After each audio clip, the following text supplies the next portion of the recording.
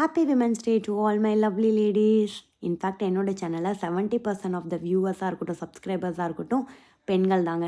எனக்கு அதில் ரொம்ப சந்தோஷம். என்னோடய சேனல், என்னோடய வீடியோஸ் உங்களுக்கு பிடிச்சிருக்குன்னு நினைக்கும் போது. அண்ட் இன்றைக்கி உமன்ஸ் டே அப்படிங்கிறது கூட எனக்கு தெரியல. என்னோடய ஃப்ரெண்டு மெசேஜ் பண்ணி காலையில் விஷ் பண்ணும்போது தான் எனக்கு தெரியும். பட் என்னை பொறுத்தளவு ஜஸ்ட் ஆனதர் டேங்க. விமனை செலிப்ரேட் பண்ணோம் அப்படின்னா அவங்க பண்ணுற ஒரு சின்ன விஷயத்துக்கு கூட ஒரு டோக்கன் ஆஃப் அப்ரிசியேஷன் கொடுத்தீங்கன்னா போதும், அவங்க ரொம்ப ஹாப்பியாகவும் எனர்ஜியாகவும் ஆயிடுவாங்க. அண்ட் மோரோவர் அவங்களே மற்ற வேலையெல்லாம் பண்ணியும் முடிச்சிருவாங்க.